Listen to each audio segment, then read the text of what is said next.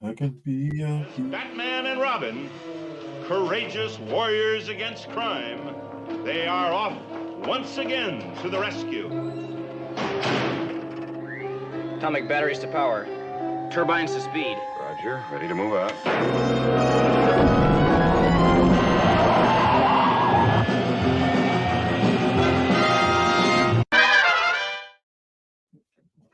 Hey, let's go.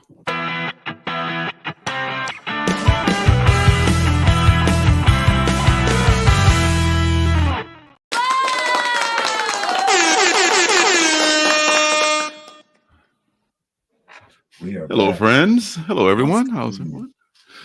Once again, we're in our skin.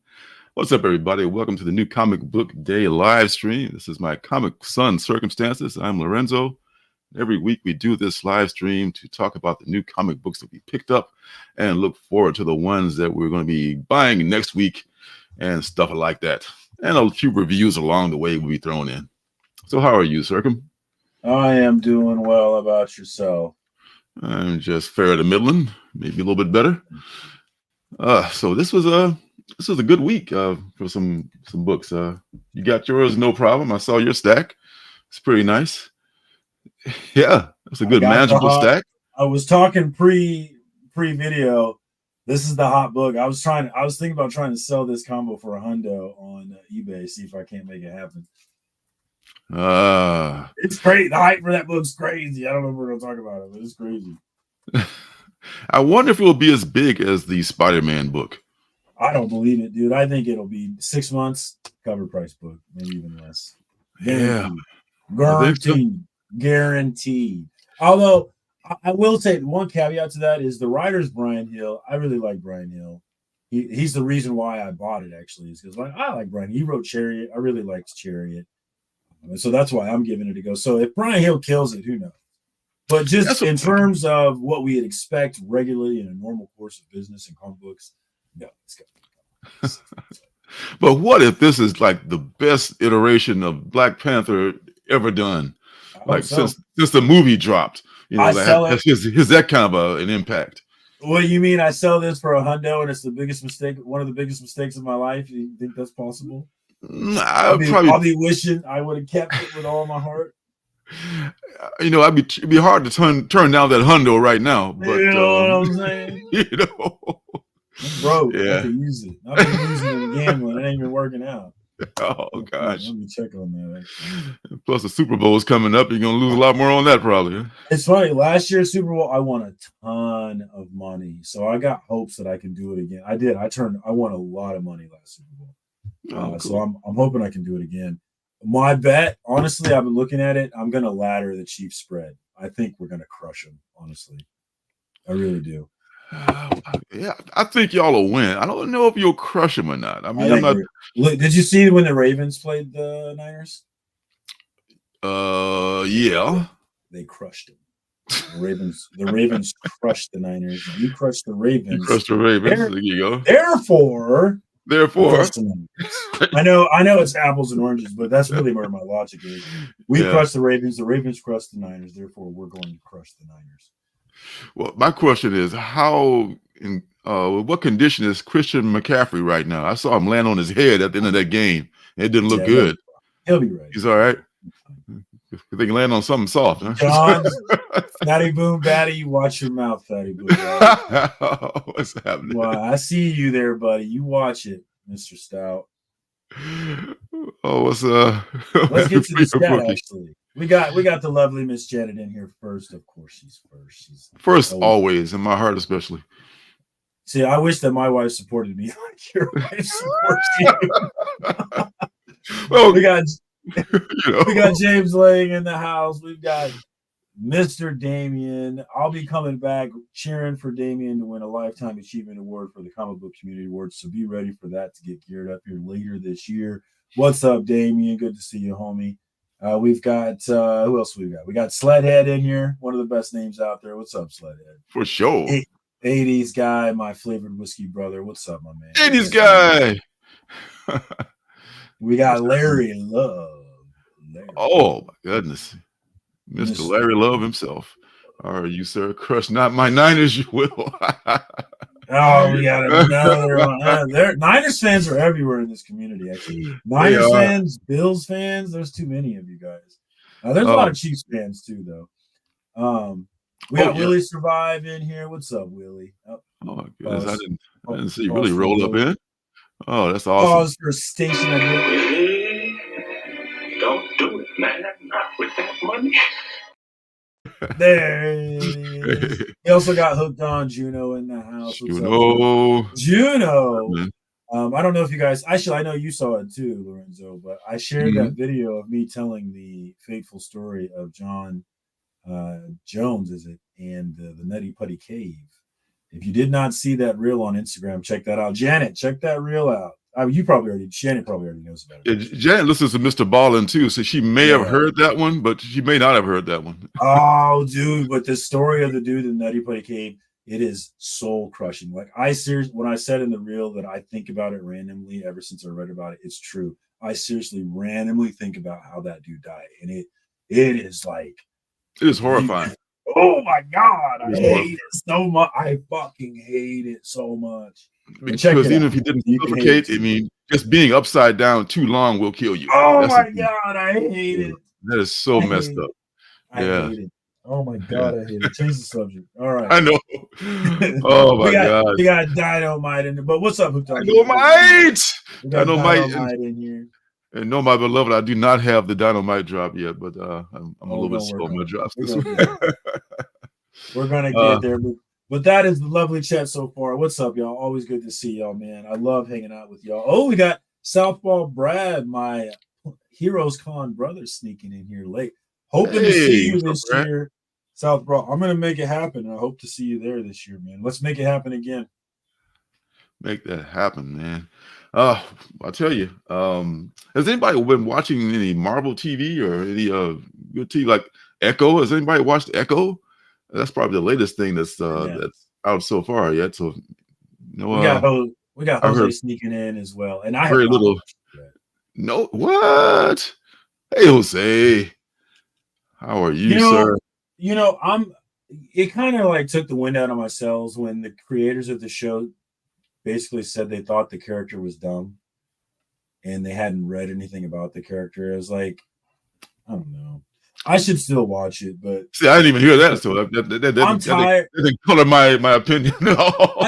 I'm tired of, like, I don't know. They seem to be against getting people who understand the comics from writing this stuff, but I'm like, maybe we should get people who understand the comics to write it. Maybe we should do that. But I saw somewhere actually, and it was interesting because I hadn't thought about it, is someone said the reason why they won't do that, the reason why they don't want to reference source material is because they don't want to pay the comic book writers. They don't want to have to give them dividends or whatever it may be.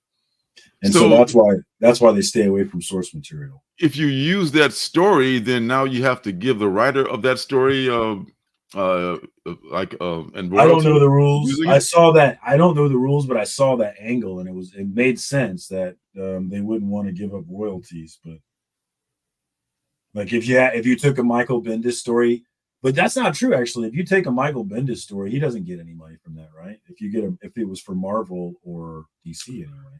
I'm not sure what his arrangement was with Marvel, but before Marvel, all this indie stuff, I'm sure you get something for that if there's something coming for that kind of a royalty. But I don't know what kind of a deal. Knowing Marvel, they probably work out, well, why are you working for us with this sweetheart deal? You know, that's everything you make. Yeah. It's our work for hire. Yeah. Yeah. Some people say they saw the first episode. I think it was a little dark, but the first episode was really good because you get to see Daredevil again for a brief time. There was a nice fight scene in there. Some people didn't like the fight scene, but you can't please everybody. And the character was kind of she was kind of unlikable.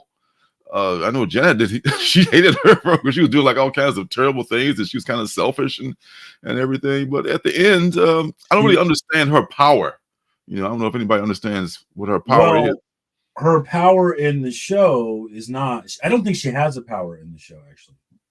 It's just a weird part. It manifests in the last episode, other than martial arts, which she's really. Yeah, she's a martial arts whiz. She fights Daredevil to a standstill in the first episode, but she manifests some other like things, like being able to channel her ancestors. Maybe that's what she was doing. Yeah, I know they changed. Well, at least they changed. I heard that she didn't have powers, but I know that they're changing it because her power in the books is she can mimic people's skills. Like she's like Taskmaster, right? Is she? Well, no. But I don't want to spoil anything. But it doesn't happen until the last episode, and she mimics stuff. But she kind of about the books, not the show. Oh, the books. I'm not familiar with. I've never read the Echo. I never read anything about Echo in the books actually. So my first exposure to her was this show. Other than Echo's a character, because I missed that era of Kingpin. My first introduction to her was I was reading Avengers and she becomes the Phoenix, and I was like, who the heck is Echo? Yes. Is it her that becomes the Phoenix actually? In the comics? I might be making that up. It might be someone else. I don't know. We need someone like a Beckerman to check in, or someone who knows that. And James Lane, that's a very good question. Well, the Kingpin is a tough mofo, so it takes more than a bullet to the face to take him out. That's all I gotta say. And sometimes it can happen too. People get shot in the head and they live, but okay, I was kind of rare. It was Echo. Man, I was thinking I was wrong there for a second. No, yeah, Echo does become Phoenix. Really? Oh, okay. See, I didn't know anything about that. I didn't. Okay. Yes, it's definitely. And they definitely changed it. They definitely changed it because she didn't mimic unless all that fighting with, like, maybe she mirrored Daredevil's powers when she was fighting him, and they didn't say it, but they didn't talk about it. It was very introspective. There was a lot of it, like, your ancestors, and a lot of signing going on, and I think they may have tried some people's patience, I guess, but in the end, I thought it was okay, not great, not terrible. What up, Callie? Good to see you, homie. Hey. Yeah. So she's like Taskmaster. Like Taskmaster says Dynamite, but without tech. Oh, okay. Well, wow. Okay. Yeah. Right, she can just see what you do and mimic you, especially in martial arts and stuff. But now she's also the Phoenix. The Phoenix Force, kind of like the. Okay. I do like this cover though. It is nice. Did you pay a ratio for that, or more or less? It's a 1 in 25, and I paid 20 for it. Okay, it's funny. That's the deal. Then. I pre-ordered the Ash Can, the House of Slaughter 21 Ash Can, the purple one. I pre-ordered 2 of them from Tfal back in like November, so they were $2.79 each. But my shop was selling his for $20. No, he isn't. No, he's not. Yeah, 2 of them for $6. I'm gonna pass on the $20. Same here for my comic shop. That ships next week, I think, though, right? Or I think not this week. It was this week. It's this week. Oh shit! I got them coming next week then. Okay. Poke and Joe shared the one per store, which was an orange one, and it made my dick tingle. Oh my god! Oh, thanks for sharing that, sir. I appreciate it. She can have it if she wants it. Speaking of my dick tingle, I also just recently released a reel for a conversation last night on my show FOC and Chill every Tuesday night. Check us out. That's right. We talked about Topanga, who's going to be at Planet Comic Con, and anybody who knows Topanga from Boy Meets World, very much in love with her. Been in love with her since I was a kid. And so we got to talk about her a little bit. So I made a little clip about that. Check that out. Follow me on Instagram if you're not following. Yes. Circumstances on Instagram. He's the meme king. He's been viral. He's done it. Enough self-promotion. All right, let's get to it. Never enough self-promotion, son. All right. What are we doing here? We're talking about comic books. Let's see if I can make myself small here. Oh, Sledhead wants to talk about the big story. Sledhead, have you seen the video? Tell the truth, Sledhead. Have you seen the video? I'm proud to say I have not seen the video. I'll tell you what. Please inform me about Drake. I'm not a Drake head, so I'm not really up on it. So there was a leak of a Drake video, and I got this for Scotty Vaughn, and then he told me, actually, don't worry about it. He already has it, and I'm like, well, I already got it for you, buddy. Oh, It's good looking out for it, brother. I don't know what I'm gonna do with that now. But well, if it blows up, you can sell it. We got Phil's Treehouse in the house. What's up, homie? Is Phil here? Hey, Phil. What's going on, man? What do you mean too much information? Not enough. Yes. Oh, it would be big to differ. Yeah, so the Drake thing. I mean, is Drake in a Diddy kind of a situation, or so there was a video leak. I'm not quite sure, but I think it's him jerking off. But I have not seen the video. But there is a Drake leak. Yes, literally. Wait. He got posted to the internet. And we talked about this before. Yeah, it got leaked somehow. You have to get like a link, or it's not obviously because it's illegal, I think, but you can't easily get it. I think you have to get some special access to it. I saw a lot of people asking for a link. I'm good on it. I don't need to see it. But like I was like, we talked about it. I don't remember. I made a reel out of it actually, where I'm in the shower with my phone. I'm not really worried about them taping me while I shower, but I definitely don't want them to catch me jerking off. They caught Drake jerking off. Put that thing away then. In case it happens, I jerk off. I do it a lot, so it's not a big deal if you see a video of me jerking off. Okay, so duly noted.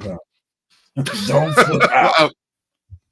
That's the Drake story. As far as I know, I don't know if anybody else has more information. Because, like I said, I haven't gone and looked for the video because I don't need to see it. But. Oh yeah, well, everybody's done that kind of thing. It's like Draymond Green. I mean, what's this? Aaron Rodgers. A lot of people do shit like that. I'm so glad that those things didn't exist when I was young. God, I think about it all the time. I think about it all the time, how hard it would be to be a kid in this day and age of social media. And the more I think about it, I don't think I want my kids to have social media until they're 18. Oh my God. I'm not joking. I'm not like, the more I think about how damaging social media, the more I don't want my kids to have it. Because it took me a long time to get to this point where I don't care what other people think.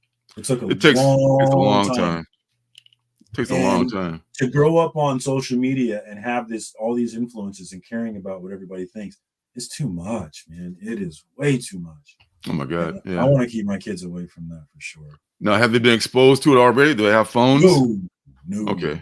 No. They're 4 they're 4 and 7, so we're not there yet. If they're around other kids that have phones, they're like, oh, Daddy, I want a phone.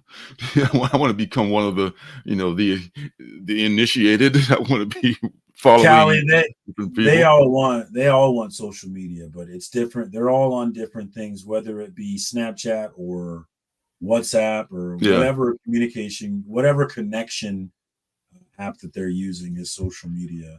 When they're probably thinking like Facebook and all the old people stuff. For sure. There's young people's social media too. Oh, so many. Yeah. Well, you would know better than me, Callie. I'm just guessing on that. Yeah. I mean, it could be a clever ruse, Kelly. Like, oh, Dad, that's for old people. Meanwhile, they all on TikTok just going wild. I walk around in my house in my briefs, Janet. They've seen it before. It's okay.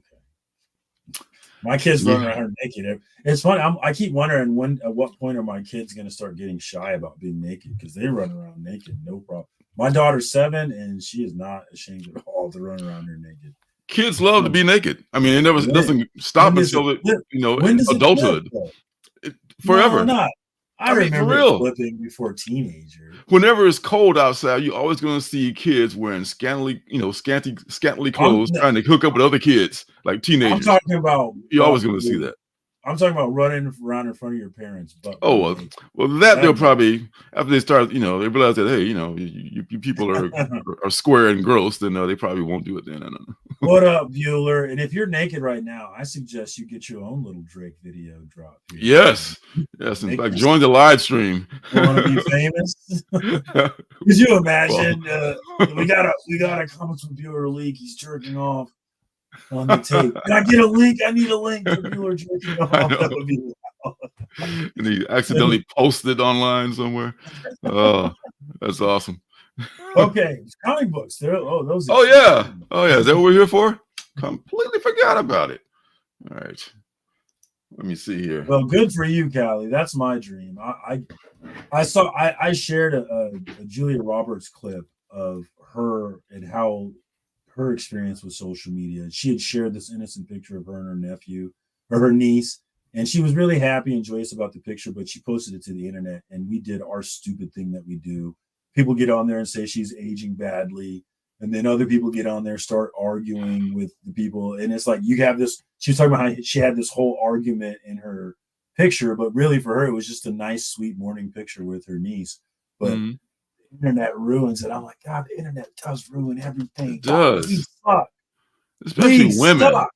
Especially, women, like, oh, she ages badly. Say it's a guy who looks like shit. It's like, oh, she aged real badly. Yeah, okay, well, good luck with women do ruin the internet. I agree. Oh my God, it's just so unfair. All right, women are ruining the internet. What's up? You didn't even catch my troll there. What's up, no, Space Case? No, I've learned to ignore them now. I'm becoming immune. Space Case, where are you? Where are you? I'm scanning. I'm falling behind here. Oh my God. Oh, I'll find you. Space Case. And of course, I don't know if you saw, but Damien was talking about, or Bueller was talking about being naked, which is pretty hot. Yes, be sure to go back and find that comment. And he has pics. So if no pics, it didn't happen. He's looking pretty good these days, guys. He is. I mean, seriously. I mean, this dude's lost a lot of weight. I didn't even notice it. Like he showed before and after photos. Man, good on you, Travis. Man, you were Travis, I want you to know I'm picturing you naked right now. Thanks to you, I can picture nothing else right now. All right, so Travis, last thing I want you to know, I like it. I'm enjoying it. Go ahead. A little bit too much, perhaps. Mace Windu, number 1, only because you're welcome. Only because my guy Mark Bernardin is writing this. Took a peek inside. The art is kind of so, but I want to see what the story's like because Mark's a really good writer. A young-looking Samuel Jackson right there, huh? Oh man, Samuel's up there too, man. Samuel's older than me, I think. Yeah. Yes. All right. Love you, man. Doc Strange is rolling right along. In fact, it's doing pretty well. This is probably the best Doc Strange run in a long time that I can recall. So can't believe you're still on it. Thank you, Jed McKay. I mean, I am. I'm a little behind on it, but I'm not going to give it up because from what I've read, it's been very good. To be fair, Damien, it's really just me. But later, homie, good to see you. Thanks for coming through. Oh, good to see you, Damien. Let's go killing that class, man. That's you horny. Oh, you horny people. Horny is what I do. Yes. Hornies are us. Hornies are you. Yes. I love this cover right here. The She-Hulk cover. There's a Captain Marvel. Yeah. I love Jim Bartel's style, man. She's nice. Who is she it? She makes things so pretty. It's so pretty. She's birdie. Like, look how pretty. Like, look at both of them. Like, they're both like super pretty. I'm like, how does Jen do it? She just makes them gorgeous. She's very good at that. And this book is or Frizen, I mean. The Jennies are awesome. The Jen Bartel and Jenny Frizen. Who was it? I think Bruce from Bruce and Stephanie's Comics was just saying this is a popcorn book, and that's the best way I could put it. This is like a fun, junk food kind of book that you just gobble up real quick. And hey, this is a nice book. It's well drawn. It's a good story. It's lighthearted. You need a lot more of that, I think, in some, especially mainstream comics. So, still enjoying this. I know you are too, right? Yeah, I love it. And we got Dynamite got his first Isom comic in today. I don't know much about that book. I know it's part of the Culture War, so I'm not really interested in it. But if you like it, you should check out Legion of Comics. Did a great review on that book. Really? So check it out. Did you review it? I can't remember if you did. I did not. I did get a copy from my comic shop, and I flipped it, but I did not review it. I just barely skimmed through. Okay, eBay. Just back when it was really hot, the first time. But there's a certain thing that you can do. It's like when Cartman was on South Park and he like created a Christian music band. It's like if you play a certain fiddle, you can make money in a group.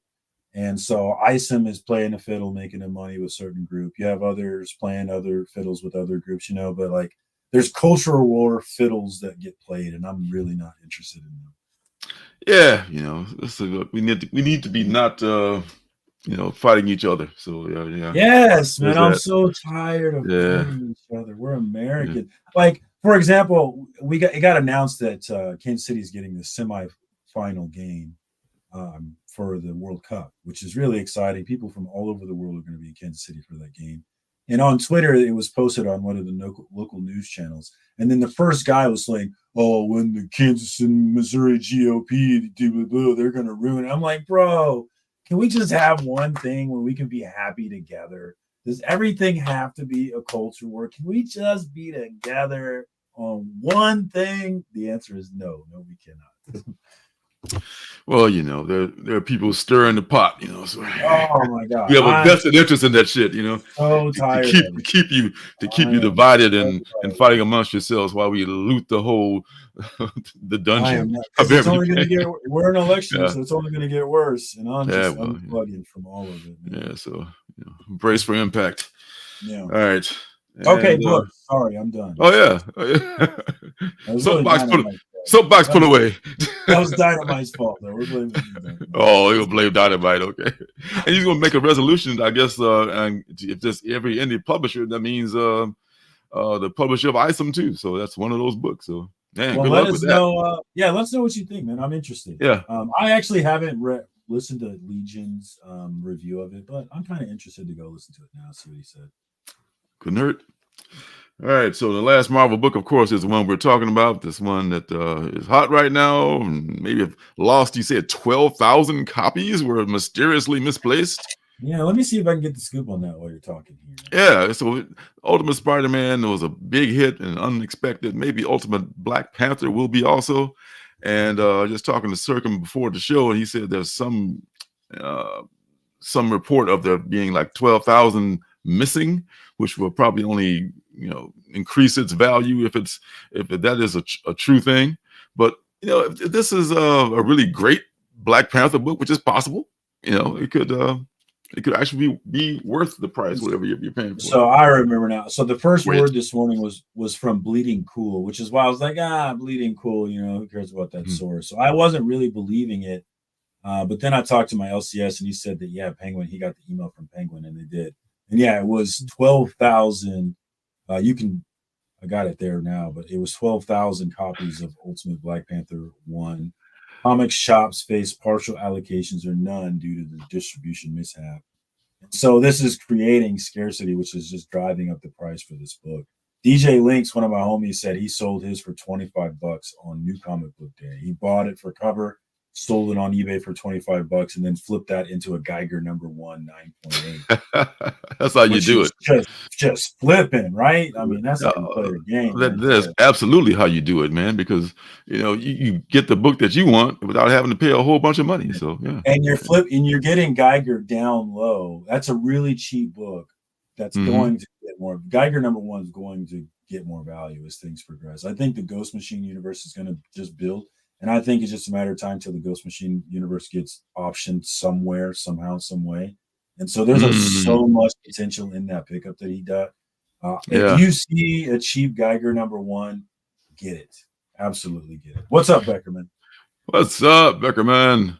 Oh, and Sled has a good point here about missing or stolen. I mean, if a whole bunch start turning up, they put them on it would be dumb to put them all up now, but if you put one out at a time, but who wants to do that though?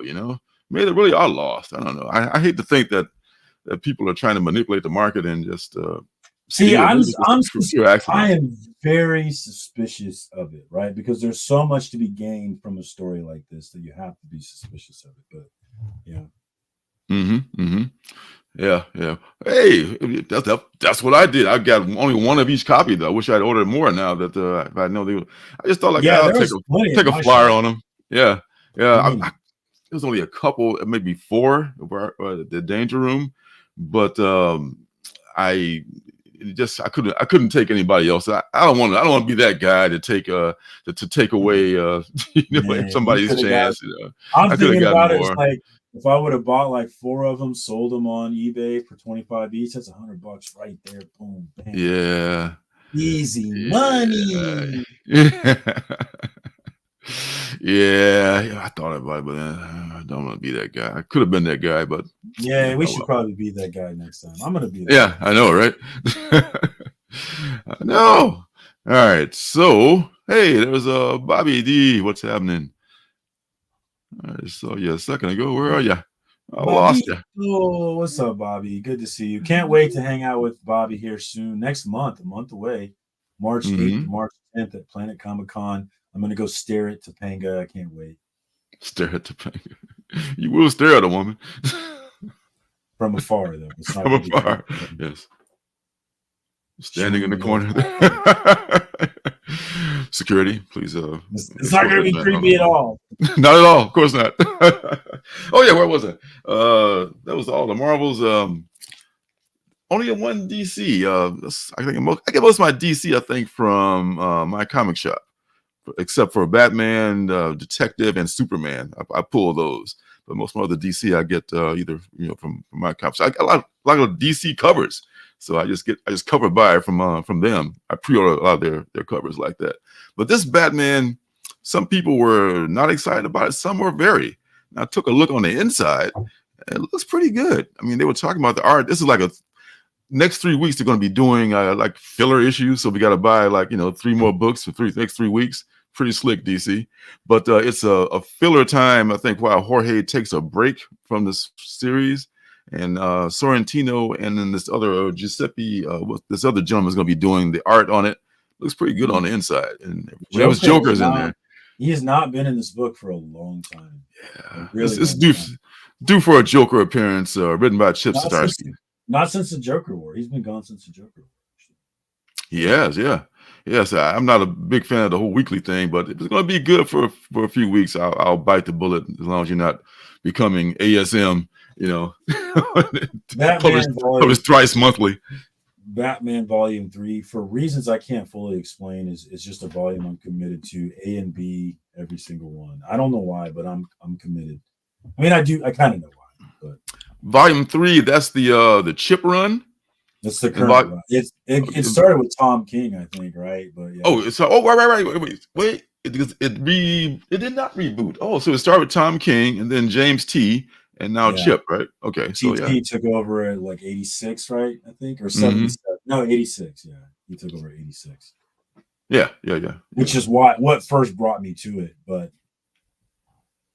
I'm staying. I'm here. Yeah, I'm trying to stay too. It's been pretty good though for the most part. This one, honestly, don't have any nostalgia for Thundercats. Missed this whole era. But I am a David Nakayama fan, so DNA cover. Huh? Yeah, I put it in my dozens of other DNA covers I've got. So DNA, J. Scott Campbell, those are 2 of my big cover stalkers. I'm stalkers for all their covers. I'm always buying them. I wonder if this book is selling stupidly. The Thundercats. No.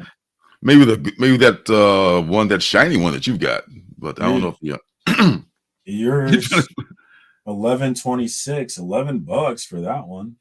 For the A? Yeah. Wow. United. That's impressive.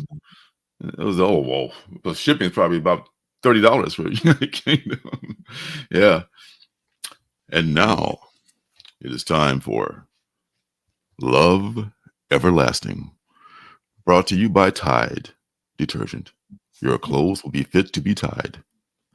Love this, man. It is love this book. Back.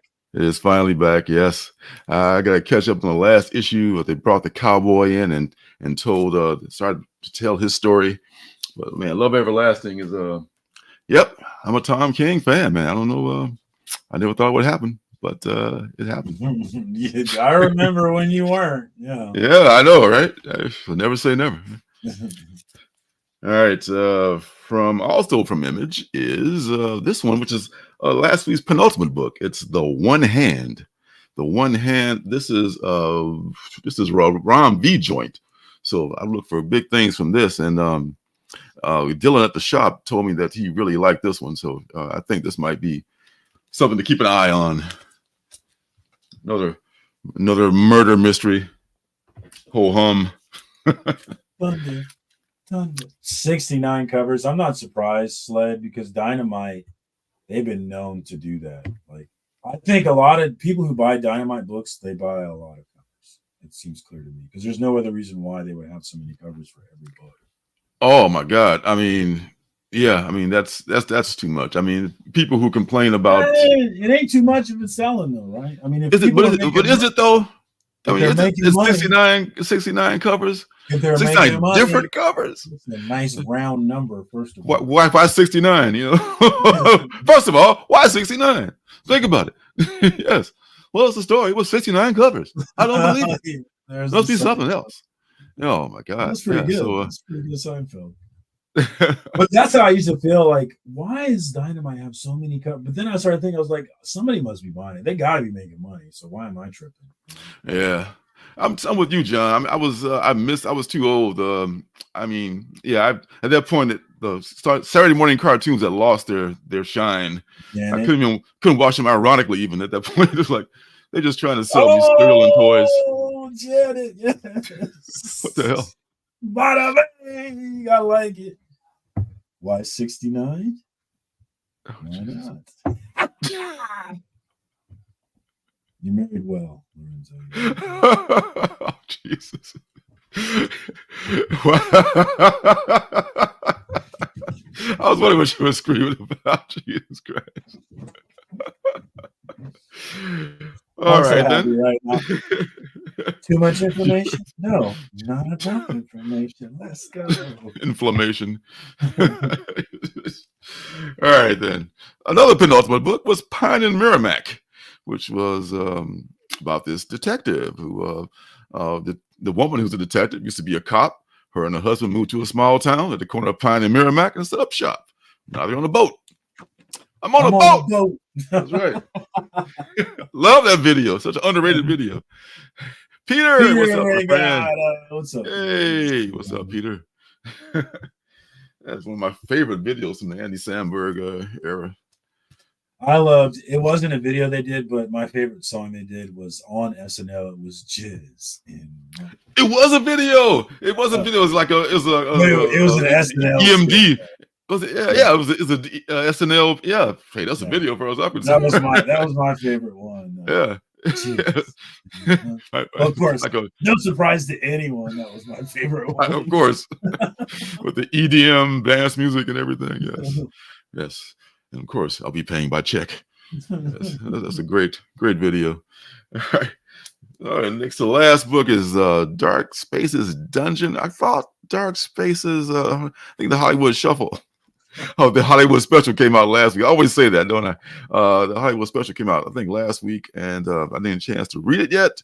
But this Dark Spaces Dungeon is continuing the great tradition of dark, good books from IDW under that Dark Spaces thing. Yes, to be your new stepfather, of course. Oh, God. Let's be mother lovers. All right, the last book from the stack from this week is Beneath the Trees Where Nobody Sees, number 3. Love this, man. This is getting some pretty.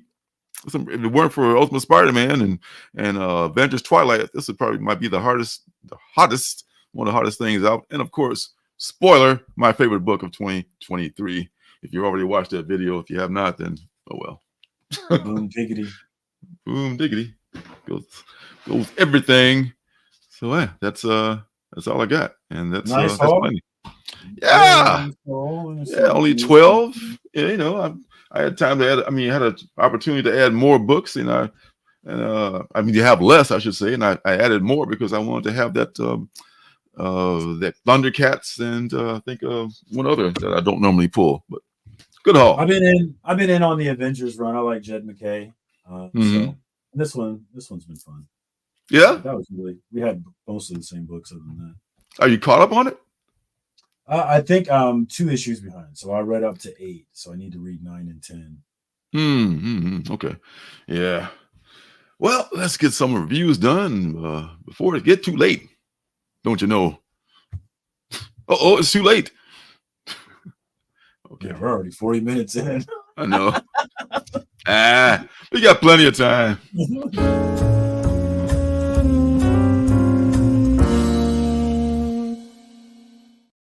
All right, so got a couple of penultimate books in review this week. Sure. Good again. All right, so let's get all set up in our mood here. Our mood music. There we go. So, first penultimate book was Dear Editor.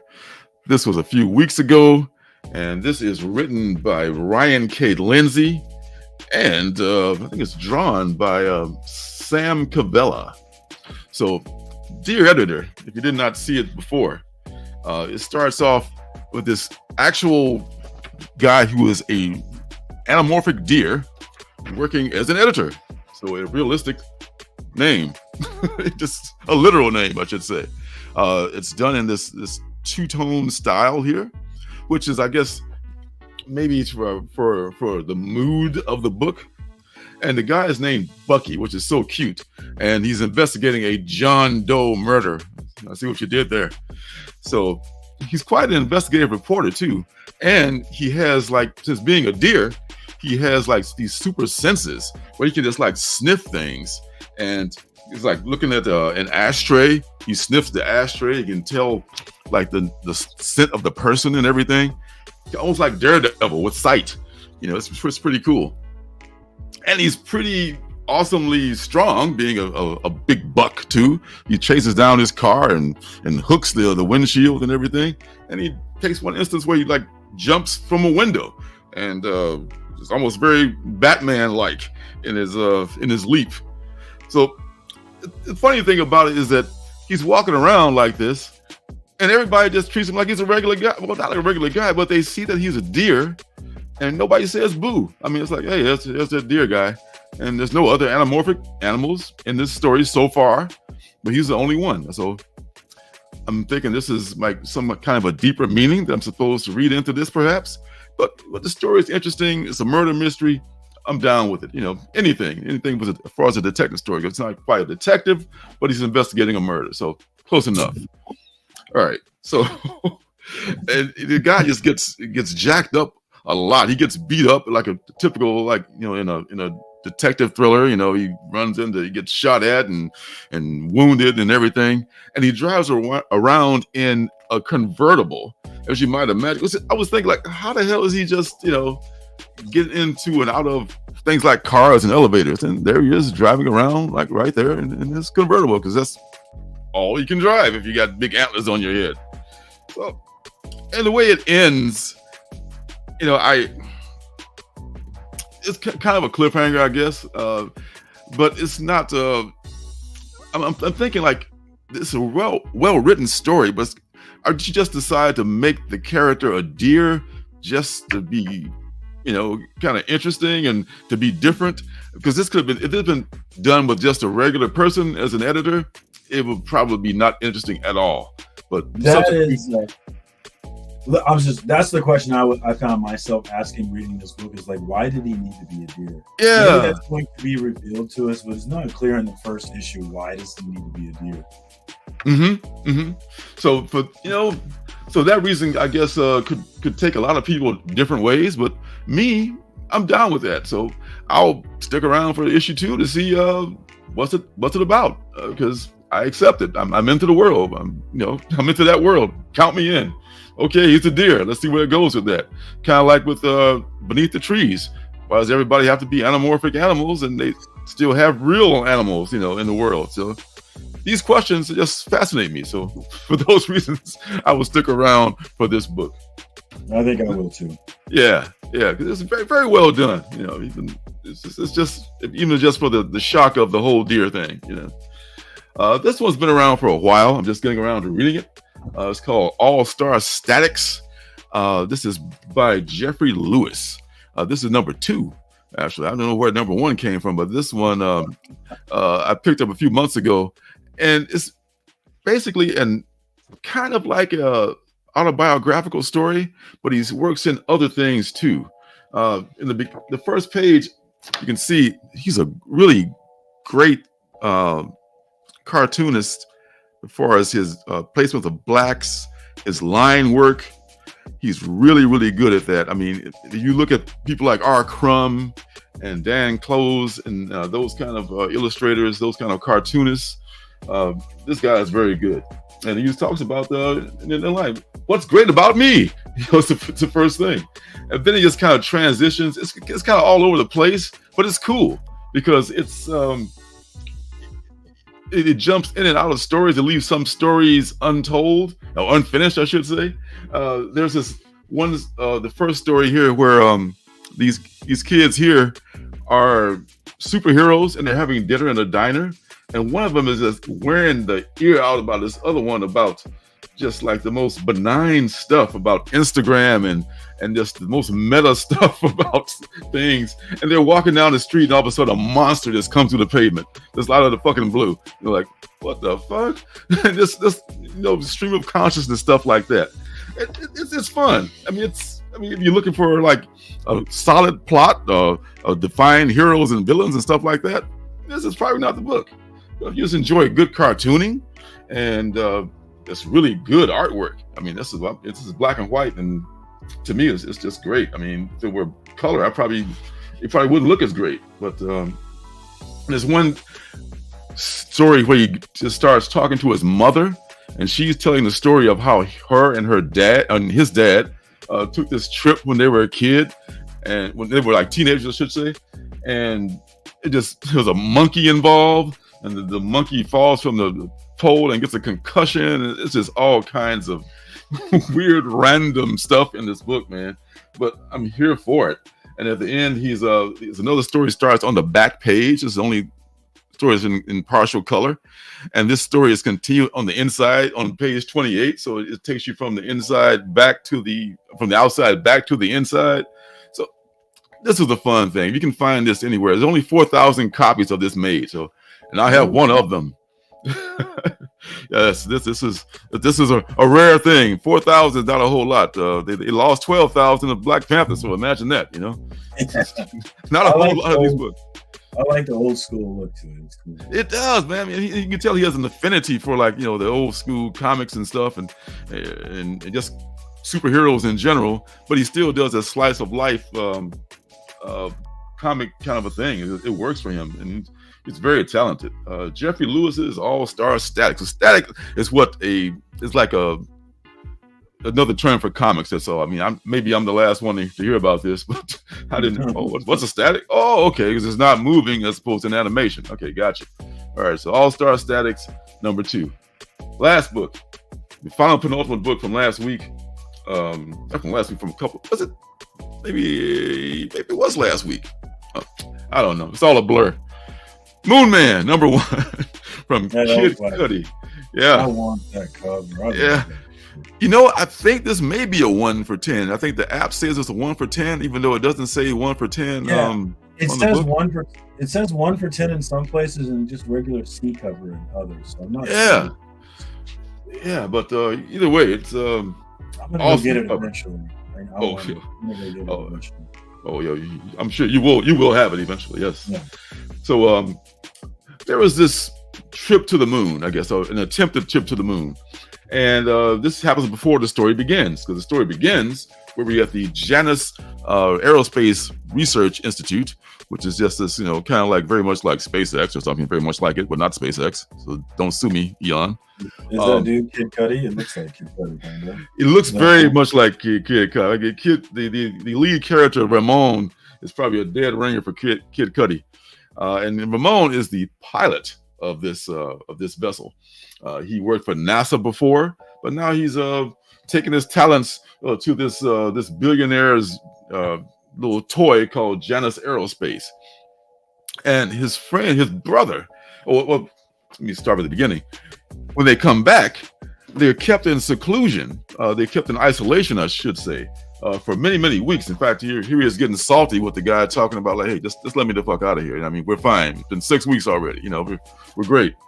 But there's, I think, 8 minutes of, I guess they videotape everything, but there's 8 minutes of the flight missing that they can't account for.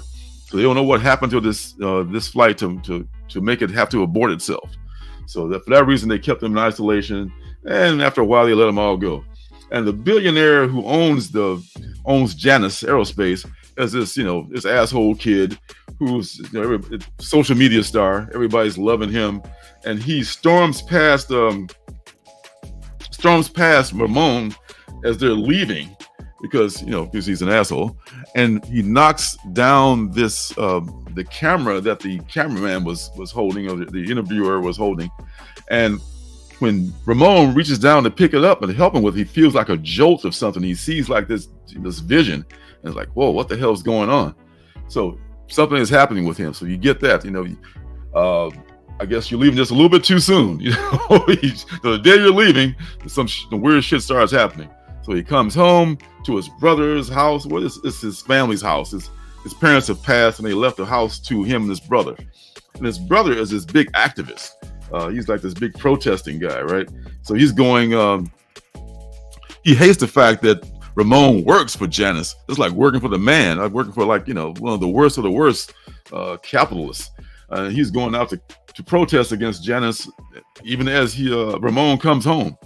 So colonizer. I know, right? So, but then Ramon gets an alert on his phone saying that, there's some shit going down at the protest down at the Janus place. So he calls the little bro, no answer. Calls him many, many times, no answer.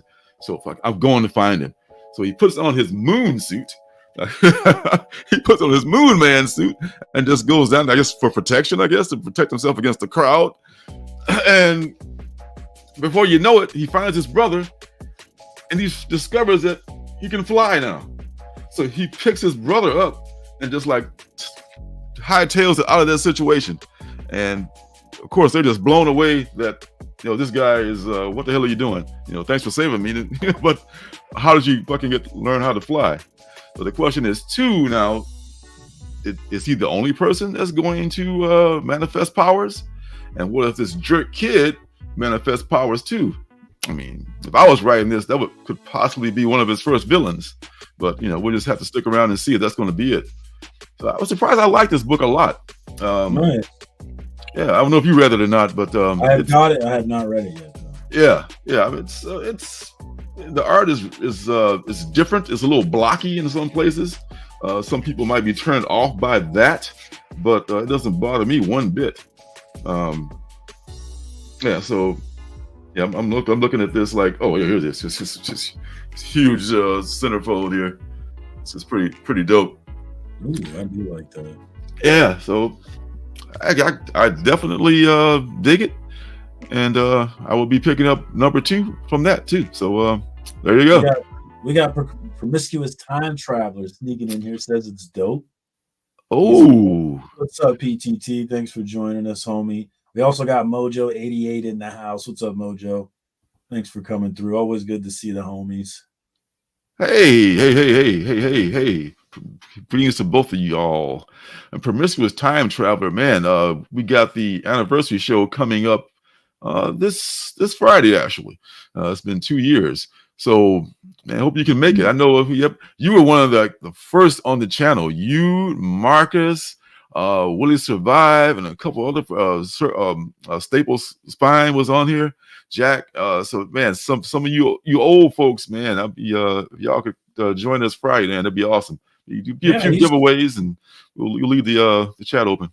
I used to see Promiscuous everywhere. Now I hardly ever see him, man. Good to see you, homie. Yeah, I haven't seen it. It's been a cool minute. Yeah, awesome. All right, so let me get you back on the screen here. I'm here. Hey, you're back. Awesome. All right, so let me share this thing and make it quick. Make it quick. Here we go. Sharing is caring. All right, so unless it's STDs. Oh yeah, keep that to yourself. All right, so the first one I want to take a look at is gosh, that would be Batman. Maybe 1 or 2 people like John Stout might love that book. You may have heard of it. I was burning up, Janet. Your comment about 69 had me burning up. I had to take off my sweatshirt. Oh my God. My goodness.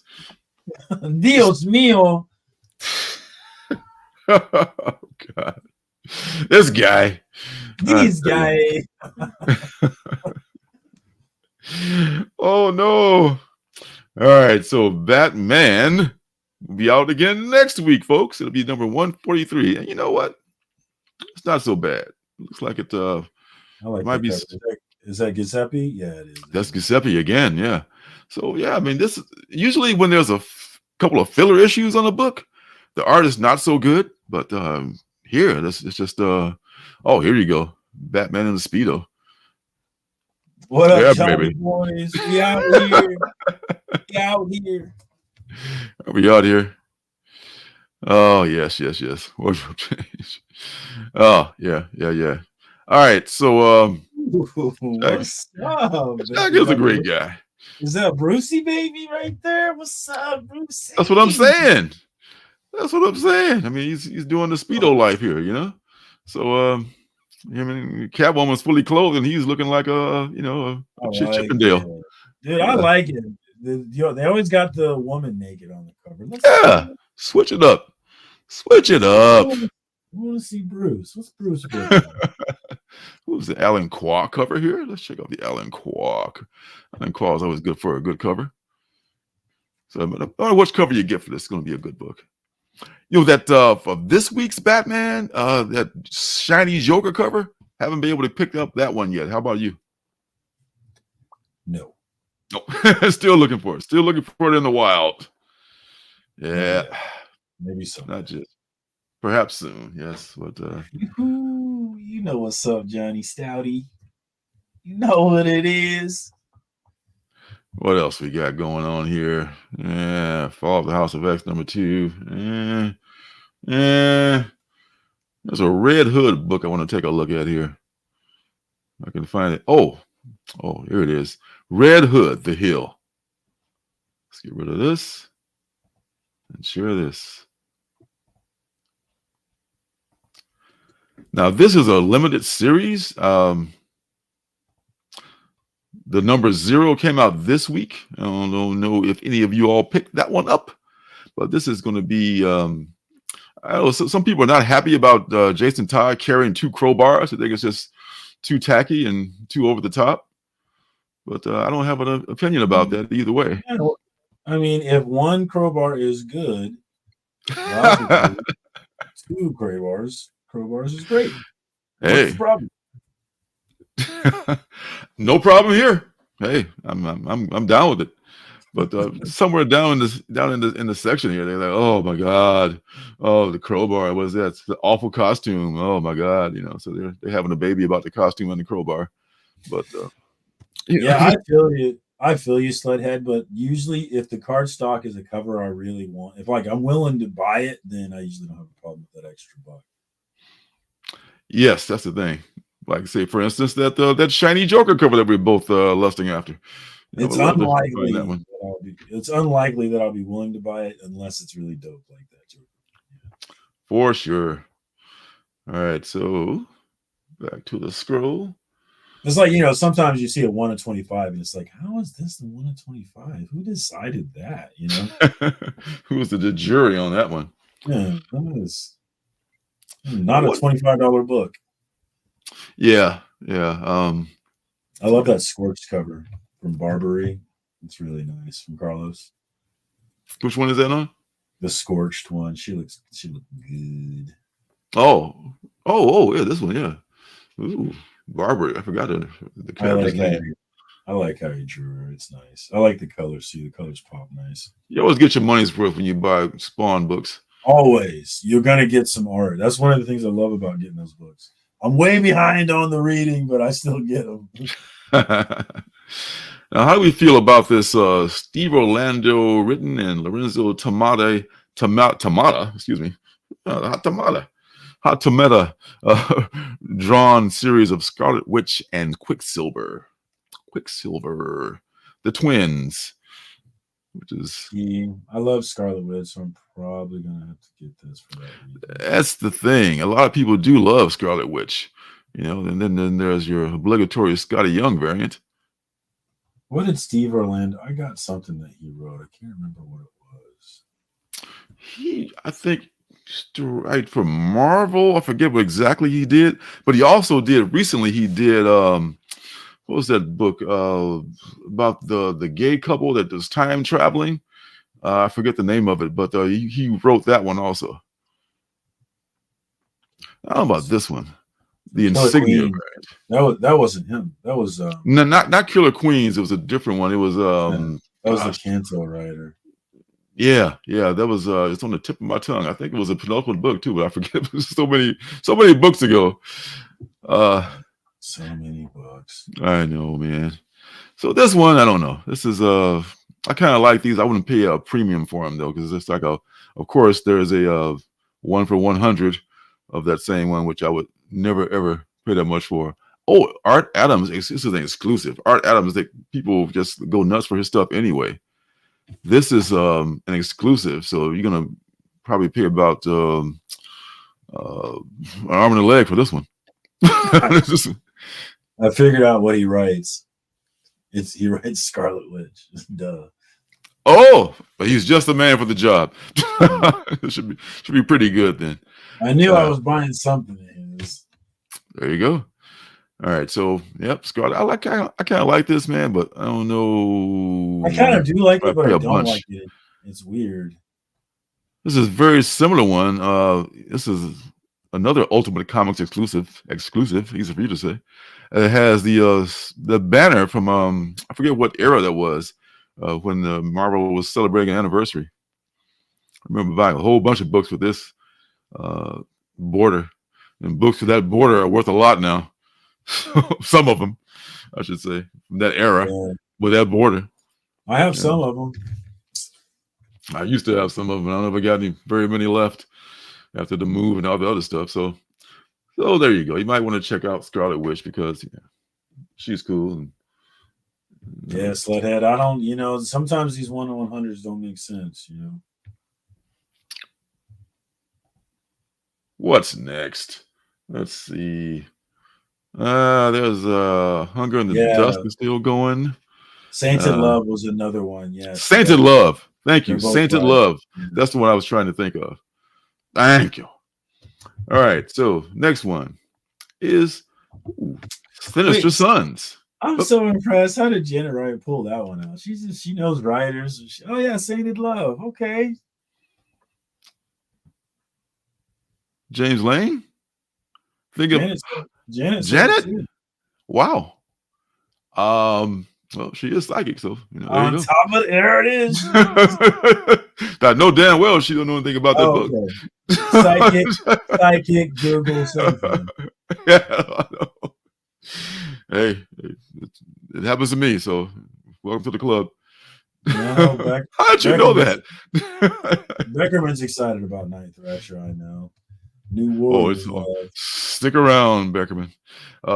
This one I want to share. I just remembered that I pre-ordered this one. Even though I don't read the characters that they're based on. I don't know, just my intuition told me to pre-order this one. This is Sinister Sons. Number one. This I guess these sons of General Zod and of what's the other cat? Sinestro. So there you go. Those are just two little bad kids, you little badass fuckers, you. Little badass kids. Yes. There's a Jamal Campbell cardstock cover.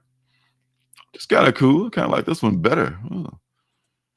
So I don't know. I just took a flyer on this one, I guess. And I guess I don't know anything about the characters, but I feel like it could be interesting or perhaps important in some way. And who is this? This is the 1 for 50, David LaFuente cover. This is kind of cool. Once again, 1 for 50. I don't know if I would do that though. If it's not that popular a book, you may be able to get it for a good price. So there you go. Just saying. All right, moving on. Next book you want to take a look at. Did somebody say something about Night Thrasher? No, Beckerman. Finally, we get some New Warriors love back in the mix. It's been New Warriors. I'm buying this book just so I can share it with Beckerman. I was the day of New Comic Book Day every time. I'm a Shane Beckerman, but I did not know anything about the New Warriors. I missed that era. Neither did I. Oh, I never heard of Speedball until Beckerman. Hey, there's oops. Bobby D saying hi to Brian. What's up, Brian? What up, Brian? Good to see you, homie. Yes, just go Niners, and you two would be butting heads as far as that goes. All right, so Night Thrasher. He's a fake Niners fan. He's a fake Niners fan. He's from South Carolina. Hey, you can be a fan of any team you want. You have to be from there. Yeah, but he can't do it and not be called fake by me. You got me there. So, the history of Night Thrasher. I guess he was just he was part of the New Warriors, and man, it's been a minute since he's been around. So I don't know. I mean, I may have pre-ordered this because I'd never heard of him, and it looks like a cool cover. So what other cool covers do we have? Got a Trad Moore. Trad Moore has got a unique style. Look at him. Oh, look at this. I think I want that Mark Bagley. The Mark Bagley? Oh, but it's sold out on T-Fall. Boo. And this is like, you remember when Trad did that Doctor Strange series? He brought his own special style to that series, man. This is interesting. And this is just a regular open order book too. So yeah, you can just pick that up. Who else we got? Luciano Vecchio. Don't get it twisted. This is covered by him. And Luciano. Lucky Luciano. And he rides a skateboard. So there you go. And he rides a skateboard to boot. Yeah. So there you go. Razor blade on it. Ooh, man. The Mark Bagley. The Mark Bagley is pretty nice too. Yeah. Yeah, that's the one I'm thinking. That's the one you want, huh? Oh, okay. What is that? It's just an open order book too. Yeah. So you might be able to find it. Sold out on T-Fall, so hopefully my shop has it. Yep. So you have to move on to another shop. Dynamite skateboarder with an attitude. Sledhead is in on skateboarding. Skateboarding, you say? Skateboard. Say less. Less. I feel like you'd be hard pressed to find a skateboarder without an attitude. I could be wrong about that because I never skateboarded, but what do I know? It's part of the lifestyle, man. It is. It's absolutely part of the lifestyle. All right. Moving on to the next. What are we going to look at here? Ooh. Oh. Blue Book is back, and this time it's another true story of alien abduction or induction. Let's take a look at that one. 1947, Blue Book. There was actually, I want to say, was it the History Channel or some channel had a series called Operation Blue Book live action. It was pretty good. I saw it. I bought the first season. Was it about the couple? Oh no, this was this was about more about 1947 and the Roswell incident and going forward from there.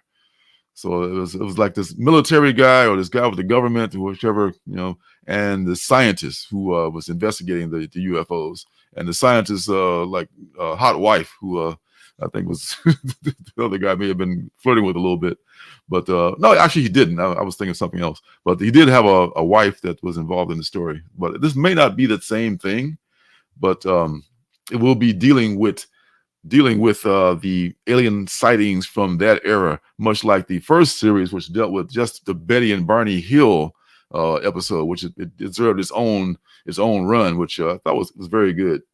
It was very younger me would not have thought it was good, but older me thought it was good because for the first time in my life, I was reading their story and opening myself to the idea that they were telling the truth. Whereas when I was younger, I would have never really even considered it.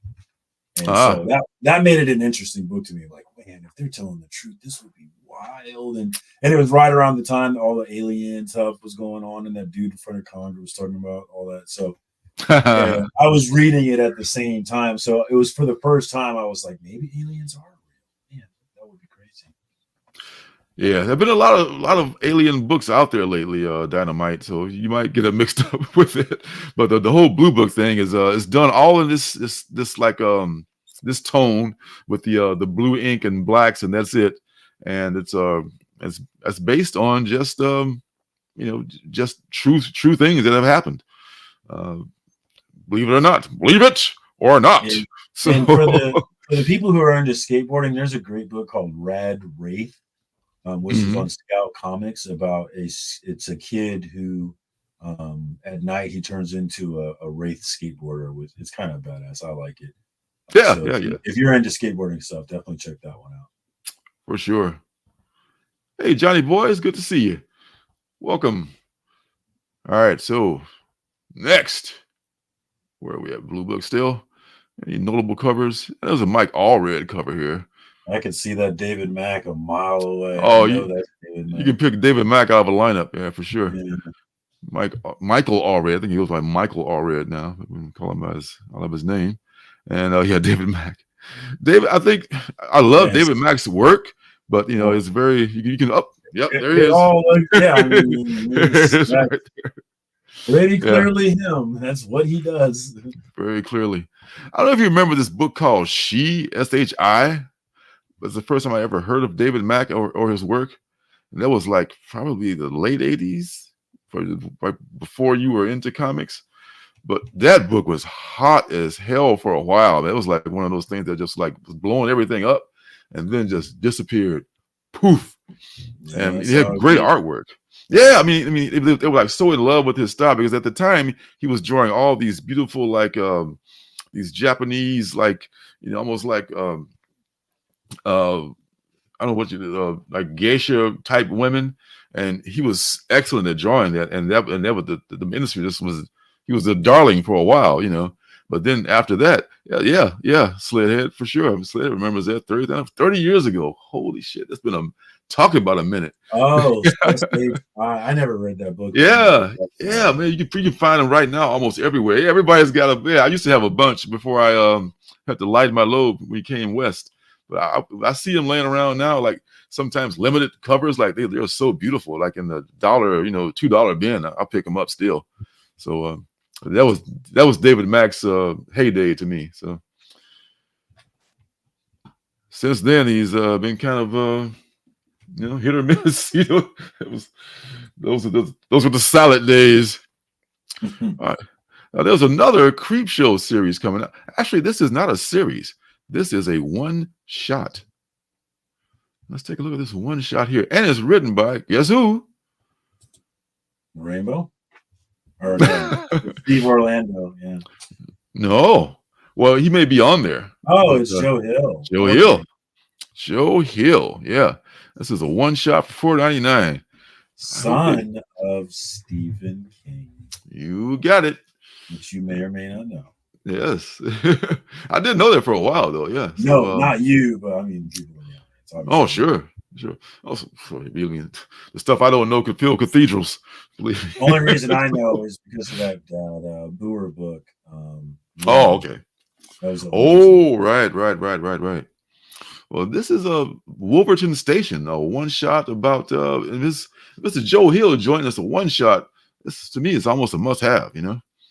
Yeah, that makes it interesting. Yeah, it does. Got a couple covers here. Got I might. Yes. Damn, you should. Well, I shouldn't do that. That's not what I wanted to do. I wanted to just click on it. Yes, this is Rodriguez. Who's the Rodriguez that's drawing this? Gabriel Rodriguez is the artist for this one. I love the one-eyed werewolf and the rest of the folks on the train. What I really like is by Maria Wolf, this one for 10. Man, who's loving Maria Wolf's work right now? I know I am. I've got some of her covers that I really like. Mm-hmm. Yeah, this is one I'll probably look for. I would definitely look for if I can get if it's going for ratio price. I love one for 10, so they probably they don't go over $10 most of the time. I love all three of these covers. All three of them are bangers to me. I know, man. Consider it pulled. Yeah. Yeah, Jose. Man, Joe Hill is awesome. Comic Book G-Man. Hey, what's up? What up? Good to see you, homie. Thanks for coming. Hey. For joining us. Absolutely. Yeah, but she was there last year too, wasn't she, Bobby? I recall because I remember like really wanting to get something from her, but I ended up not doing it. But yeah, she's great. Yeah. Whenever I catch her at a show, I'm definitely going to bring some stuff to sign. You can catch her in a month. What's up? Oh, well, yeah. If the price is right, absolutely. I'm hoping there's something a little bit closer to home, possibly, but we'll see. I'll travel again one of these days, God willing. All right. So we'll hit up Chicago one of these days. Hey, yeah, but sadly, even going to Chicago is a travel for me now. In fact, you might be closer to me than Chicago is right now. I think I'm definitely closer. I'm definitely closer. Yeah. All right. So our Bones Dust. Oh man, I don't know if y'all read that last issue. Anybody who was reading that, I read. Oh my God, that last issue was just. Somebody said that their jaw dropped when they read the last one, but totally. I mean, I was on the fence about that one until I read number 2. Now number 3 is on the pull list. Look up Our Bones Dust. I did a review of it a couple of months ago, I think.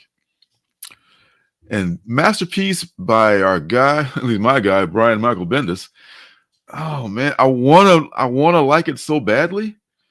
It had me almost in a few instances, and then there's like a passage where it kind of like, it's not that great, it's okay, it's not that great. Like, I don't know if this is a series. I don't know if he's. I heard you ran out of stories. That's the word, but I hope it didn't get in his head. Sometimes people just tell you that you suck, and you start believing that you suck. So hopefully he's able to, like right the ship. Never listen to them, even if they're right, especially if they're right. That's right. Damn right. Damn the torpedoes. All right. The next one we're going to look at here is The Displaced.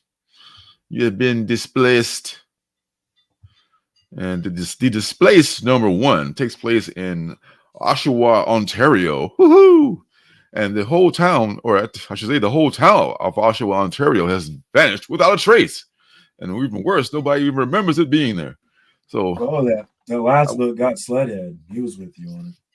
Oh yeah, that was a good book. The Displays look like it might be good. Written by Ed Brisson and Luca Casalongia. Hope I got it right the second time. And it's a boom joint. So not a whole bunch of lovely covers to speak of, but a concept that I might be interested in, and I may have already pre-ordered it. So if I did, I hope it doesn't suck. That comment was kind of funny. Did you see that comment down there? Which one? For this book. I mean, on League of Comic Geeks, scroll back down. On League of Comic Geeks. League of Comic Geeks? Oh, on the page. Let me see. It says, as someone who grew up in Whitley, Ontario, we wanted this to happen. Damn. So it's a real town. That sounds like something I'd say about Ark City, Kansas. I had to give them a heart for that one. By the way, fuck Ark City, Kansas. All right, I'm done. Fuck Ark City, Kansas. Yes. Yeah. Fuck and the horse they rode in on. They're my high school rivals, and I will never stop hating them. Damn you. Yes. The Displaced. Check it out if you dare. All right. So the Ministry of Compliance. I gotta read number 2 of that one. That was very good. I did a review on that one too. But the Infernos is a new thing next week. So let's take a look at that. The Infernos, I tell you. This is being called an Ultimate. I thought that had a chance. This is a week. There have been some slim pickings weeks, but this is not one of them. There was lots of choices here for the penultimate. I was glad to see. This is some describe the, I guess, demon or supernatural version of Billions, which is a show that everybody loved. I never watched. I don't know if on Showtime. Yeah. I think it just recently ended. Yeah, I'm like 2 seasons behind, but yeah, I did. I liked that show. That was fun. Yeah, I mean, they said it was like a fictional version of the Murdochs. You know, I just can't watch the Murdochs, man. I thought it's a Succession. I fictional thought version. Secession was a fictional version of the Murdochs. Did you ever watch Secession? Secession. What'd I say? You said billionaires or something. Oh yes, Billions. Secession. I'm sorry. Billions. I'm sorry. So many similarities. I think Billions is about some other billionaires or whatever. Yeah, But Secession is the one that's about that makes allegedly about the Murdochs. That makes more sense. Yeah, Secession was great, by the way. You should watch it. It was I may, but it's like it was great. I mean, it doesn't worship rich people, does it? I mean, I don't like that. No, Good. You love to hate them with all your heart. Oh, okay. There are no good guys in that show. Everybody's a piece of shit. Everybody is. Oh, well, now you're talking. Everybody is a rich. And you learn to like kind of care about you care about the main characters, but at the same time you recognize they're all pieces of shit. All of them. I love that show. It's really good. If they can convince me to care about those people, then they have done a great job. It does not put the rich on the pedestal, my friend. Quite the opposite. Good. Quite the opposite. Good. Did you watch Ozark? Man, I have not watched. I think I'm 2 seasons behind on that. I did start it, but like that show is so stressful to watch. It's like crazy. It is stressful. Especially when his kids are starting to get in danger. I'm like, I can't. This is too much. I can't think. Just like white knuckling through it. You should finish it. It gets good. It gets really good. That show is white knuckling. I finally finished it. Right from the start, you're white knuckling. Oh yeah, it is white knuckling. Big you're time. Like, what the fuck is happening? I know. But talk about a show. Talk about a show that makes you grow to like people who are unlikable. There's some unlikable characters in Ozark. So I love Marty. Marty's great. Marty's good. Isn't that his name? Yeah. Very good pull. Yeah, Marty is the lead guy, the lead character. Yeah, and his wife. And they're all like, Marty is great in the beginning. That he gets kind of detached and into the whole thing of being a gangster, kind of, But his wife just kind of like, she starts off cheating on him, and then she does some other shit. Yeah, I got to the end of the season where they do the casino boat. I got to the end of that season. Oh yeah, they're just getting started. They are just getting started. You should definitely finish it. Yeah, for sure.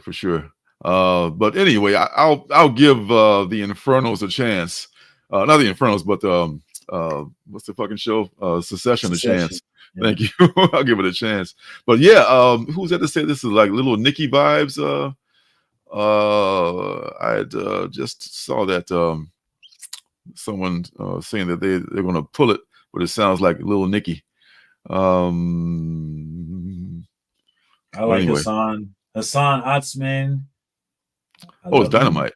He's he's a letterer on What's the Furthest Place from Here. Yes, he's one of the most prolific letterers in the business. Yeah, that might be my second favorite book right now. I think that catapulted to my second favorite book. I love it. What's the furthest? Yes, yeah, man. The one time I fell behind and I considered dropping it, the minute I caught up, I said, "Oh, never! I'm not going to drop this. This is so awesome." I love it. Me too. I highly recommend it. So the Infernos, it's just basically, that's the Secession plot, kind of like Little Nicky, very kind of similarities to that. But I'll probably check it out. This is Alex Cormack. Yeah, Janet. Yeah, I'm the type of dude that keeps his window. Like, me and my wife fight every day because she always opens the blinds every day and I close them. So I'm a closed blinds sort of fella. Oh, there'd be an ugly fight if I did that shit. But yeah. Well, there is. Jan loves her windows open. Baby, it's cloudy as fuck and it's raining. Like, I don't care. I want my windows open. Damn it, sunlight. This is To a Lotte, 1 for 10. I didn't recognize Miss Lotte. She's pretty. She's really pretty. Yeah, which is a nom de plume for another person. I can't think of what her name was right now, but she has another Alias. She showed a picture of herself on Instagram. I was like, wow, you were so pretty. That's not even what's her real name? I forgot it. Lisa something? I think so. This is a 1 for 10 from I think Christian Ward, I want to say. Lisa Wood. Lisa Wood. Okay. Yeah. Oh God, this is horrific. The bloody baby held by Satan. Here's a little something for you. Yeah, so that's your 1 for 10. Here is your 1 for 25 from Martin Simmons. A lot of our favorite artists are doing covers for this book. That sounds like me, Janet. I would do it too. I'd be like, I don't want anybody here looking at me. I know. Oh my God. I mean, I just grew up in the city where we used to people buying them, but we're kind of isolated, but I still think like it could be a motherfucker out there. I won't exactly. I mean, isolated. Yeah, isolated could both mean safer. It could also mean less. It can go both ways, whether you're in the city or not. It can go both ways. You can be more safe in the city. You could be less safe. You could be more safe out there. You could be less safe. It's just sometimes it feels like. Yeah, now that's the thing about, and she talked about Ozark. Yeah, I mean, it was nerve-wracking just to watch him in the all-window house. Okay, you're doing dirty stuff, and you got an all-window house. How can you ever feel safe? Like you're always being seen. So easily sniped. Oh my, easy sniped. Snipe. All right, so moving on to the next in line here, on down the line. That was what was that? That was Displaced. Oh yeah, the Infernals. Oh, there's so many good candidates here, including this one here by our guy, one of our guys, I should say, that you met on a plane along with your lovely wife, Matt Kent. Matt Kent and Charlene Kent. Yes, that was Matt and fun. Charlene Kent. Yeah, Charlene apparently draws too. So they're a comic book making family. If you find this, I'm already dead, from Dark Horse by Mr. Matt Kent, and artist is Dan McDade. So yeah, this is sometimes sometimes Matt or his wife draw their comics. This is in under his imprint that they have, which is called what is it? It's their imprint. It's Flux House. Flux House Books is their imprint, and they do things in a kind of they say it's a boutique imprint that features comics in kind of a pulp size format. That's why they cost a little bit more. These are $7.99 books, but the art is fantastic, and Matt Kent written story is worth every cent. So this is about I think a journalist, which is there almost none left in the world today. No, Tucker Carlson's doing the Lord's work in journalism. Yes, absolutely. Yes, he is. God bless Tucker Carlson. So just the concept of this. I mean, this is his name. If you find this, if I'm already dead. That's you had me at the title of that all along. So yeah, this is a B cover from Brian Hurt. Either one of these you get, won't matter, because it's going to be a big, lovely book for $8, and you're going to love it. Love it. All right, so moving on. What else we got here? Oh, Hollywood Special. That's next week. The finale comes out. I was ahead of myself. Okay, so there you go. And this book, Dutch. I think I pre-ordered Dutch. Does that ring a bell? Does anybody remember Dutch from the past? Yeah, Is this let's see. Was that a G.I. Joe book? I don't know. No, you're thinking of Duke. As it says, Duke and Dutch. It's very confusing. This is from Joe Casey. Joe Casey is a writer on this one. He's done a bunch of stuff here. I can't think of anything he's done, but I've seen his name a lot in books. But this is a legendary 90s super soldier. So is this like actually from the 90s, or this is kind of like Until My Knuckles Bleed?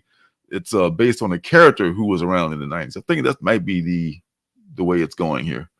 So Dutch from Image. Check it out. From Joe Casey.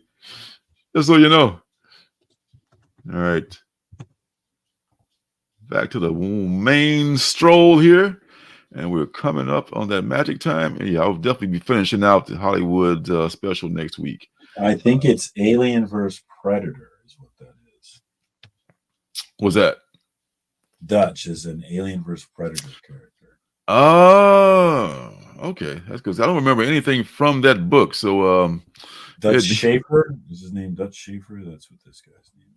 Ed O'Neill played back with Ed O'Neill. Anybody else? Oh, he's in the first Predator film, is what he is. It's a character from the first Predator. And yes, God save us from Tucker Carlson. I think he already has. Thank you very much.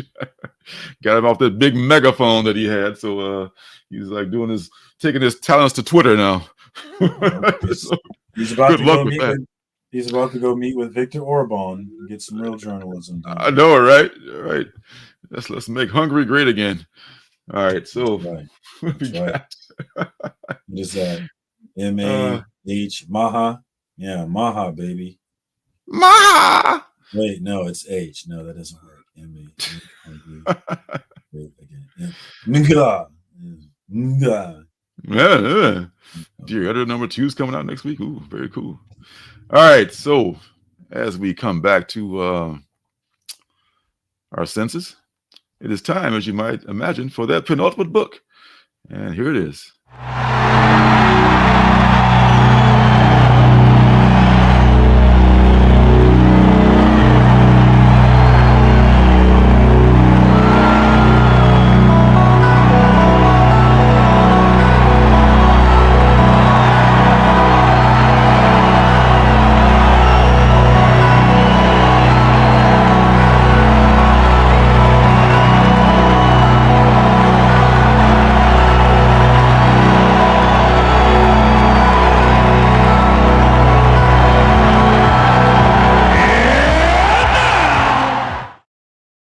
It is time for the penultimate book.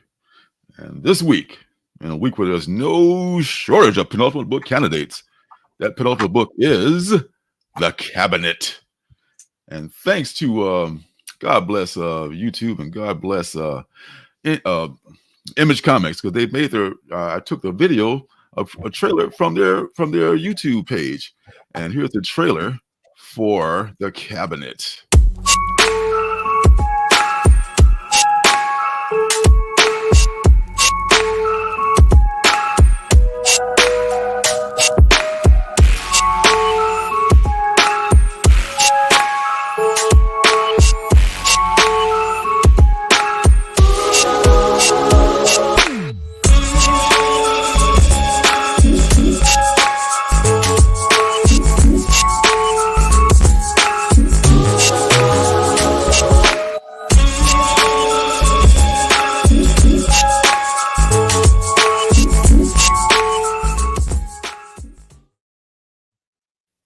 Isn't that awesome?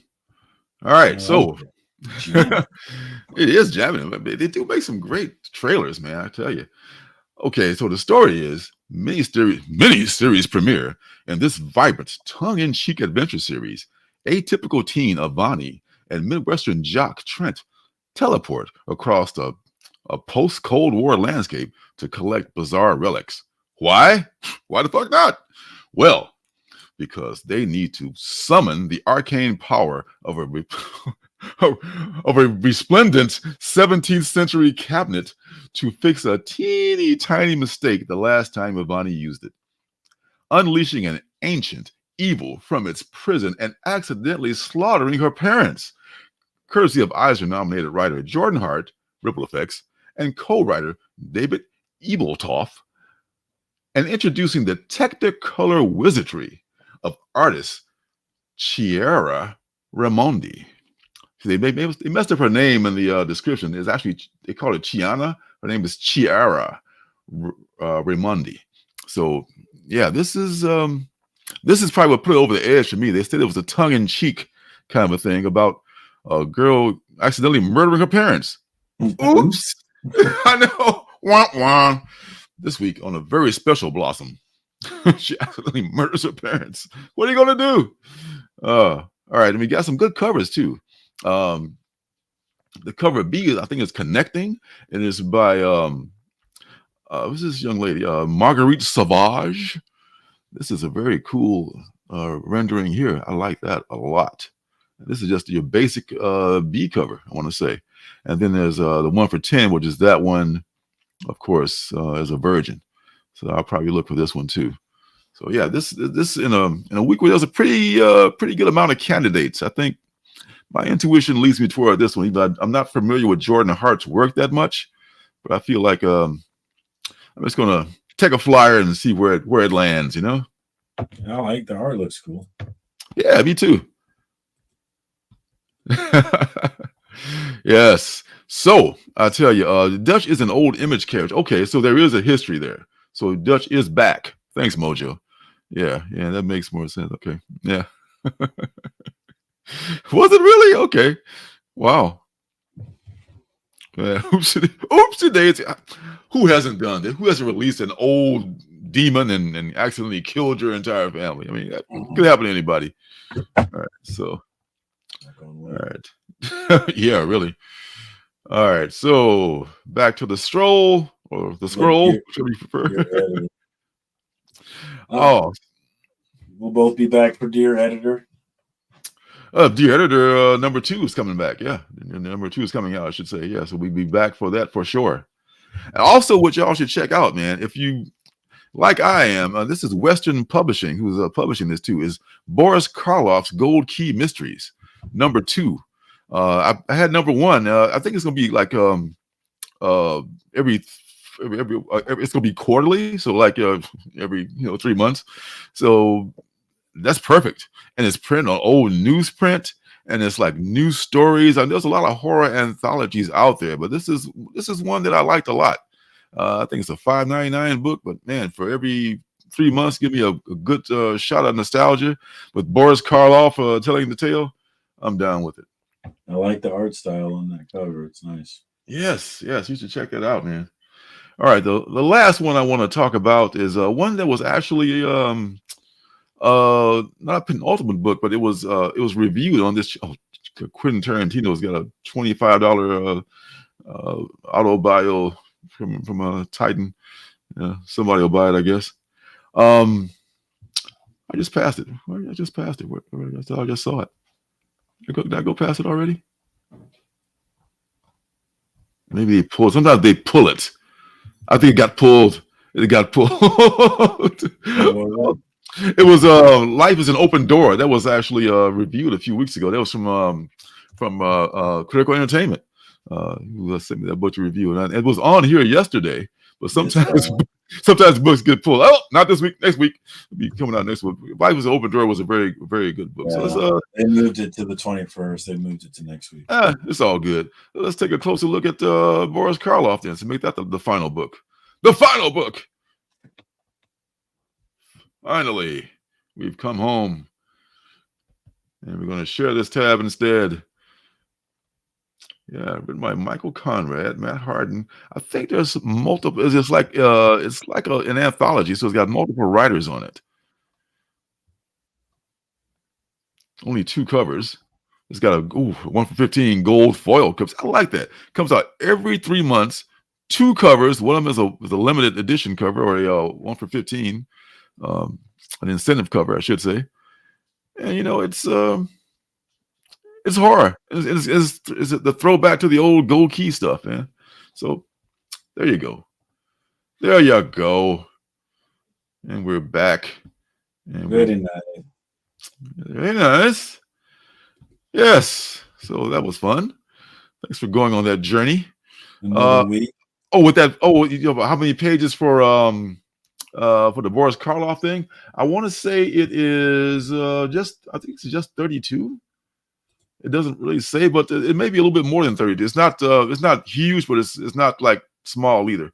But they don't really give the page count on here. But it's worth it though. I think it's worth it. Yes. So I did not answer your question, but maybe I did a little bit. Did he Monster Mash, Bobby? I don't know if he Monster Mash or not. But we'll just have to find out, won't we? Yes. So. All right. Thanks to everybody for stopping by. This has been a great live stream. Man, be sure if you can join us Friday night. I know usually I like to keep like this show like by invitation only. It kind of helps keep it a little bit orderly. But I decided like what we should do is open up just open it up Friday night. Just like FOC and chill. Anybody? You're gonna open it up. We're gonna open it up. God help us. I'm gonna leave the front door open and go to sleep. So God help me. I'm just gonna open it up and let everybody just wander in. Raccoons and everything. Just come on in the house. So let's just come on in. It'll be a free for all. So there goes the neighborhood. Let's go. There goes the neighborhood. Yeah, Dynamite. Yes. Thanks a lot, y'all. Appreciate you stopping by. Be sure to check out my Comic Son on YouTube as well, but on Instagram where he just kills it with all his memes and whatnot. And I'm doing a little thing on there too now. I was trying to like post more. Like I posted like 3 days in a row, and I injured my wrist like lifting a frying pan. Nah, that's the kind of shit that happens when you get old. I mean, like what the hell, man? I mean, it must have been. I couldn't deduce where it came from. It must have been it, Dude, so, that happens to me all the time. Where like you hurt yourself and you have no idea how you hurt yourself. Like I don't know how I did this. Yeah. This hurts. I hate that. Yes, I know. Oh God. Yes, sir. The worst of getting old is not getting old. So I'll take amen to that. Thanks everybody for stopping by. Yes, thank you, Mojo. Good night, sir. Man, be sure to join us next week if you can't join us Friday, and we'll be looking for you then. So until then, but it said if it doesn't hurt to get hit in the head with it, it's not a good pan. So and there you also, go. As the great Janet Wright once said, why 69? Why? The internet is forever, my love. So once you say something is out there. Good times. Love you, Janet. Good times. Good times as always. Peace and love, everybody. Good night.